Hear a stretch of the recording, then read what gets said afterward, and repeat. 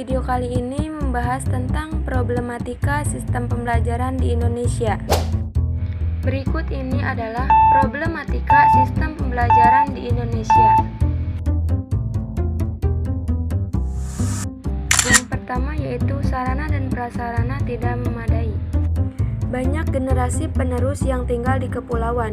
Mereka tidak hanya terbatas pada sarana dan prasarana saja, tetapi terbatas dari banyak hal.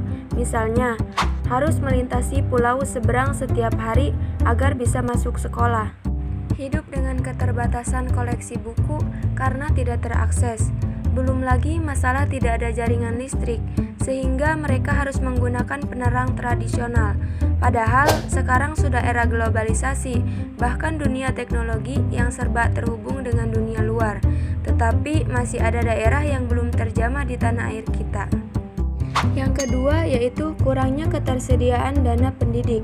Ketika membahas seputar dana, bukan hanya biaya pendidikan di lembaga formal maupun informal, biaya untuk membayar properti dan fasilitas seperti buku, alat tulis, seragam, dan transportasi juga termasuk ke dalamnya. Enggak cuma itu, bagi kalangan yang mengalami kesulitan ekonomi, mereka lebih memilih bekerja untuk memenuhi biaya hidup yang semakin tinggi ketimbang meneruskan pendidikan.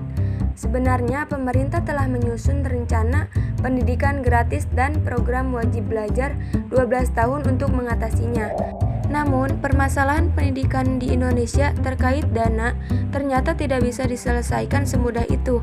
Hal ini disebabkan karena penyebaran alokasi dana program pendidikan yang tidak tersebar secara merata.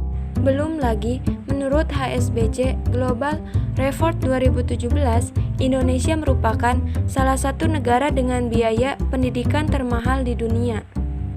Yang ketiga yaitu rendahnya kualitas tenaga pendidik. Kualitas tenaga pendidik yang rendah menjadi salah satu permasalahan pendidikan di Indonesia. Tidak semua guru mampu mengajar materi yang sesuai kompetensi masing-masing. Menurut Global Education Monitoring Report 2016 oleh UNESCO, pendidikan di Indonesia menempati urutan ke-10 dan urutan terakhir untuk kualitas guru dari 14 negara berkembang. Selain itu, total guru meningkat secara signifikan, yaitu 382% atau 3 juta lebih pada sekitar tahun 1999 hingga tahun 2000. Jumlah ini tidak sebanding dengan jumlah peserta didik yang berkisar 17% saja. Ditilik dari jumlah guru sebanyak itu pun, masih ada 52% guru yang belum mempunyai sertifikat profesi dan 25% yang belum memenuhi kualifikasi akademik.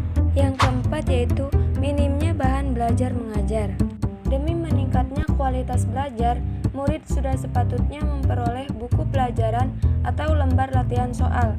Tidak adanya perpustakaan atau bahan belajar gratis juga dapat menghambat proses pembelajaran.